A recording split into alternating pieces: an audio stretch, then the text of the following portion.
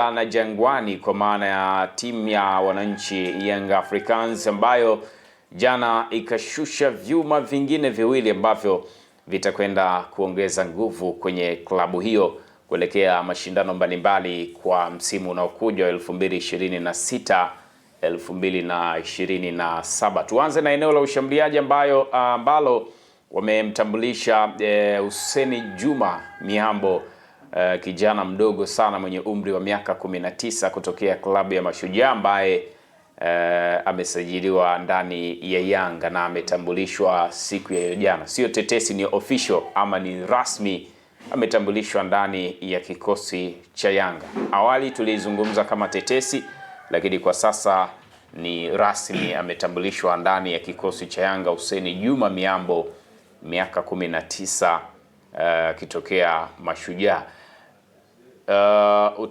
Utarejelea pia hata kwa vilabu vingine kwa hapa nyumbani, lakini hata kwa Yanga wenyewe unaweza kama ukipata hiyo kwa hawa vijana kupewa platform kama hiyo, ambapo ukimwangalia alikotoka, mchango wake na nafasi aliyoipata, walio wengi wanapata doubt sana. Kwa nini inakuwa hivyo?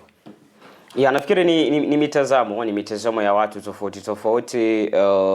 Kwanza unaweza kukubaliana nao wale ambao wana doubt performance ya Juma, kwa maana kile ambacho amekifanya kwenye kikosi cha Mashujaa. Of course anacheza eneo la safu ya ushambuliaji kwa kikosi cha Mashujaa. Ukitazama Mashujaa ni michezo 30 inatamatika kama liko vizuri, wamefunga takriban mabao 30 pekee. Yeah. Na safu ya ushambuliaji ya Mashujaa ilikuwa na huyo Juma ambaye amesajiliwa Yanga, umri wa miaka 19. Alikuwepo Juma, alikuwepo Mgunda, Ismail Mgunda, lakini pia kwenye hilo eneo akina Crispin Ngushi, si ndio hivyo bwana? Alikuwepo Jafari Kibaya pia kwenye hilo eneo. Kwa hiyo hawa wote wamefunga takriban mabao 30 pekee timu kiujumla, ila wao ndio ambao walikuwa wanaongoza safu ya ushambuliaji. Lakini nawaelewa sana, kwa maana kwenye wanaozungumza performance ya Juma alipokuwa kwenye kikosi cha Mashujaa, kwanza game time hakuipata kiasi kile, yeah, kutokana na kile ambacho huenda labda umri wake bado ni kijana ambaye anakuwa. Walimu wote ambao wameifundisha Mashujaa kwa last season walikuwa mpi opportunity. Kuna nyakati ndio walikuwa anatokea bench. Kuna namna kabisa unaona amebadilisha mchezo. Kwa Julio ndo kidogo alipata nafasi. Kapata nafasi kwa Julio. Hata mchezo ule unawabakisha salama Mashujaa wanashinda dhidi ya Fountain Gate, yeah, ilikuwa ni bao lake lile. Mchezo dhidi ya Simba alitokea bench na watu mbona kama kuna kitu amekiongeza baada ya kuingia yeye. Kwa hiyo ni mchezaji wa namna hiyo, lakini ni mchezaji ambaye pia bado anakuwa. Na Juma, Yanga walicho target zaidi huenda wakamtunza kwa miaka miwili aje kuwa msaada kwa miaka mingi sana kwa klabu ya Yanga. Namna ambavyo bado ni kijana mdogo sana, anahitaji makuzi, anahitaji pia wasimbebeshe mzigo mkubwa, kila ambacho anahitaji malezi ya kimpira, kama kupata dakika chache ili aweze kuhimili hiyo pressure kucheza Yanga, huenda ikawa nzuri zaidi. Lakini nimependa yeah, hata baada ya kutambulishwa alifanyiwa interview na Yanga wenyewe, akaulizwa role model wake, amemtaja Fiston Kalala Mayele. Kwa huenda ana vision kubwa sana ya kuja kufanya vizuri sana akiwa na klabu ya Yanga. Na kingine pia amepata support kutoka hata kwa familia yake, yani baraka zote amepewa, nenda kajiunge na Yanga. Kwa hiyo kuna kitu ambacho huenda kinaweza kikapunguza zaidi pressure kwenda kuichezea klabu ya Yanga. Ili linakuwa linatokea kwa wachezaji wengi sana ambao ni vijana, wakipata nafasi kama hizi za kusajiliwa kwenye vilabu vikubwa vyenye pressure, mara nyingi utasikia labda mzazi kahusika kwa namna moja ama nyingine. Hata kwa Juma Issa Bushiri pia lilitokea jambo la namna hii, lakini si vyema ama si kwa umuhimu zaidi. Tugusie namna ambavyo target ya Yanga kama ulivyosema kwamba inawezekana ikaja kuwa ya baadaye, lakini maswali mengine yanakuja kwamba iliwahi kuwa hivyo kwa Yanga either au kwa timu zingine, lakini mwisho wa siku hiyo baadaye haikufika, ikabaki kuwa baadaye, yani ni baadaye, mwisho wa siku hata hiyo baadaye hatuifiki. Yani huwa ni vitu ambavyo kwenye mpira huwa vinatokea. Kuna nyakati ambavyo ulichokitegemea kwa maana kisitokee. Huwa inatokea kwenye football, na mpira ni sayansi, lakini duniani hakuna mchezaji mbaya. Unaweza kufeli leo, kesho ukaperform vizuri tu. Kwa hiyo ni kitu ambacho ni cha kawaida. Mara ngapi Clatous Chota Chama alienda kwa maana ya RS Berkane akafeli, lakini angalia kwenye klabu ambazo amechezea hapa Tanzania, ni mchezaji ambaye ana shine kila anakoenda. Kwa ni vitu vya kawaida sana kwa maana kwenye mpira ni sayansi. Na kama ni sayansi, hakuna mtu ambaye huwa anaanzisha biashara kwa kutegemea hasara. Yani hayupo. Wote huwa wanataka faida. Kwa hiyo hata Yanga kufanya usajili kama ajali kazini. Kama ajali kazini. Kwa hiyo hata kwa Yanga kumsajili kwa maana ya Mihambo, wanategemea kitu kikubwa sana kutoka kwake. Baada ya mwaka mmoja au after 2 years waje kupata mafanikio makubwa sana kutoka kwenye miguu yake. Huyo ni Hussein Juma Mihambo ambaye ni mshambuliaji ambaye alikipiga kwenye klabu ya Mashujaa msimu uliotamatika 2025-26, lakini kwa sasa rasmi anajiunga na Yanga, na kwa taarifa ilivyo ataendelea pia na kambi pale Avic Town kwa ajili ya msimu mpya. Matumizi ya kumtumia itakuwa ni juu ya walimu ambao watakuwa kwenye benchi la ufundi la Yanga. Performance na vingine ama mengineyo ni juu yake sasa kufight ama kupambana kuhakikisha kile ambacho anaamini kimemleta kwenye career ya mpira na kitimiza, na hususan kile kilichompeleka Yanga pia anakitimiza. Hilo ndilo ambalo limetokea kwa klabu ya Yanga siku ya jana, lakini hawakuishia hapo, wakaendelea kushusha vyuma. Usiku wa jana pia wakamtambulisha huyu sasa inaniwia ugumu kutaja ni mchezaji wa aina gani kwa sababu hatabiliki. Anaitwa Abdunasir Asa Gamali. Huyu ni mzenji kutoka Zanzibar ambaye anakipiga ama alikuwa akikipiga kwenye klabu hiyo hiyo ya Mashujaa. Unaweza kusema ameibomoa kwa namna moja ama nyingine Mashujaa.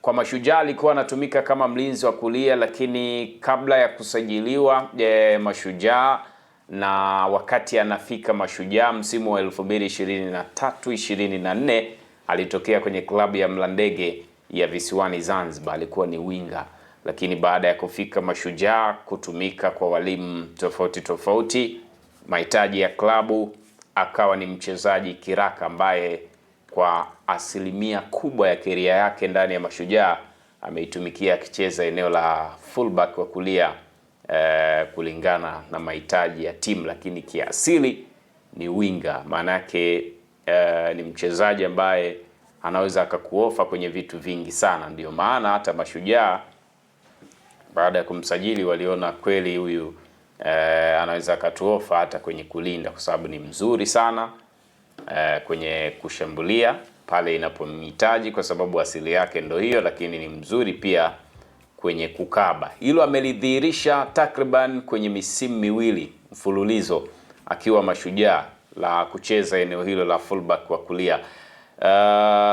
Yote hayo Yanga wameyaona wakasema huyu anatufaa, Abdunasir Asa Gamali kutokea Mashujaa. Bila shaka hii haina doubt. Na Yanga nafikiri wamemsajili kama right back.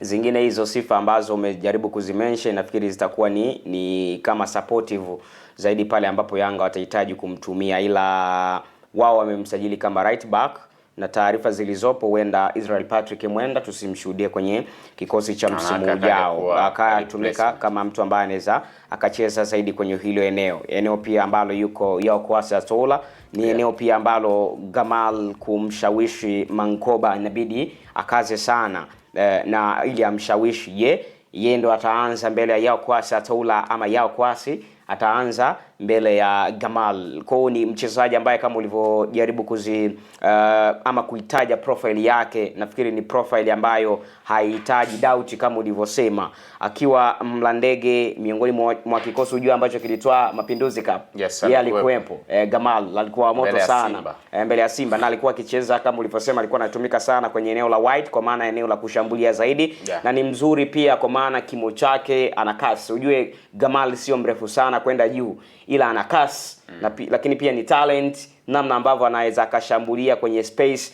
Za nikasema sifa alionayo Gamal huenda pia akawa nayo Yao Kwasa Toula kwa namna moja ama nyingine, ile kuwa stable kwenye eneo lako.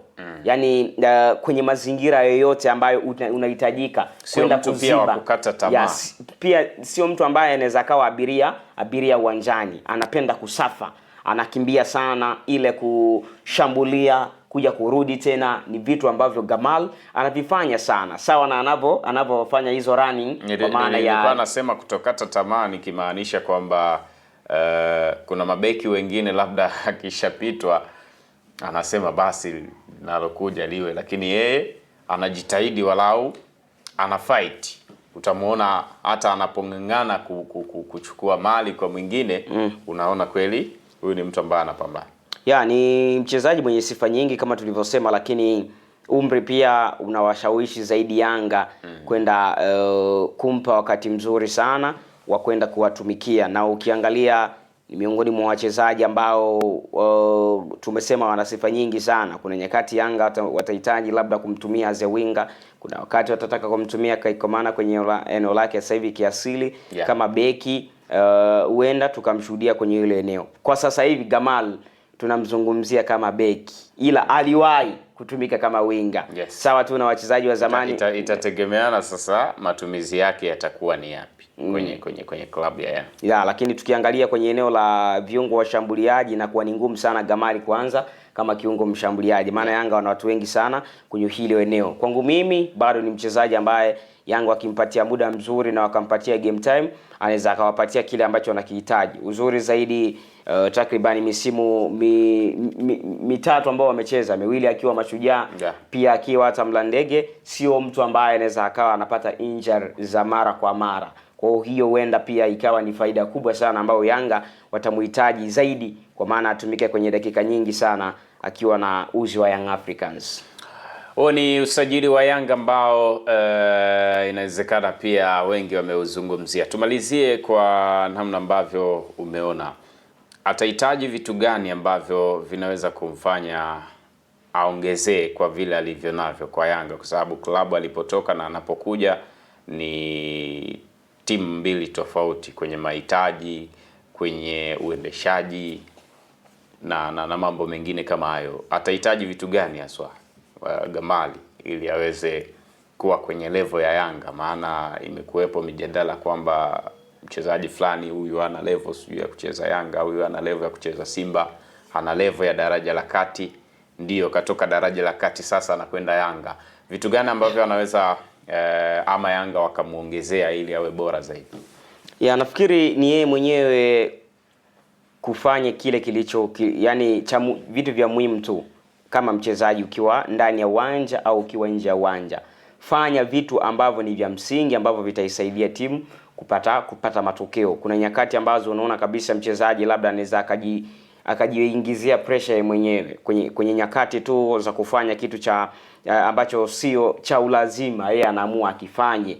Labda kwenye kutengeneza nafasi anataka afunge, labda kuna namna maisha yake nje ya uwanja akawa sio mazuri, yanaweza pia akachangia kuiharibu karia yake. Lakini Gamal kama ataishi maisha ya mchezaji as a professional, sidhani kama vinaweza vikamuathiri kwenye kila ambacho yeye anaenda kukiendea. Na nina imani yeye mwenyewe anawashauri, ana watu ambao wanajua football na wanajua football ya Tanzania inahitaji nini. Kwa wapo, nafikiri ni vitu ambavyo yeye ni mchezaji professional. Hivi vitu sio kana kwamba eti ndio anavianza sasa uambiwe labda fanya hivi, hapana.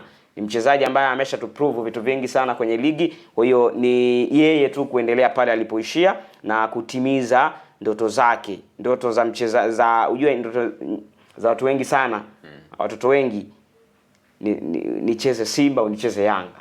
Kwa hiyo yeye hiyo ndoto ameifikia. Lakini hiyo ndoto sasa anafanyaje ili ndoto iweze kutimia kwa asilimia kubwa sana? Sawa, umeshacheza Simba Yanga. Je, ukicheza Simba au Yanga, jina lako utaacha nini? Kama ulivyosema, yani utaandika nini kwenye makablasha yako? Jina lako litakolezwa kwa wino mwekundu au ndo utapasi au ndo utapita kama kivuli tu, ulipita tu. Kwa hiyo ni kitu ambacho pia yeye mwenyewe kwenye psychological lazima aweze kufikiria, aache alama kwenye kikosi cha Yanga. Wengi wamepita Wazanzibari, wamejaribu kuziacha alama.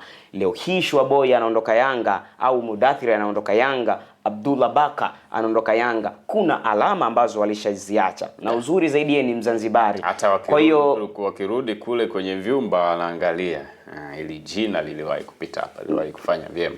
Sawa, hata kwa Cannavaro ni Mzanzibari, ila alipopita Yanga kuna alama ambao aliiacha. Na ukiangalia kwa Yanga kuna wachezaji wengi sana ambao ni Wazanzibari pia, huenda ikawa ni hata mazingira kuzoea hapa na pale yasimpe wakati mgumu sana. Walio wengi ni washikaji zake, akina Baka, akina Shehani Ibrahim, inatajwa pia mwenzie pale Mashujaa hapo Mohamed Musa pia anaweza akatua. Kwa hiyo naye pia ni the same, wametokea sehemu moja. Kwa hiyo ndicho ambacho kinaendelea kwenye klabu ya Yanga. Hivyo mpaka sasa wamefikisha sajili 3 ambazo wametambulisha, baada ya Juma Issa Bushiri Sugar Boy kutambulishwa akiwa wa kwanza, lakini pia amefuata Juma Hussein Miambo pamoja na Abdunasir Asa Gamali akiwa mchezaji wa 3. Wote ni wazawa. Hiyo ni Young Africans ambayo haihitaji mchezo wowote. Tugusie pia kwa upande wa Azam.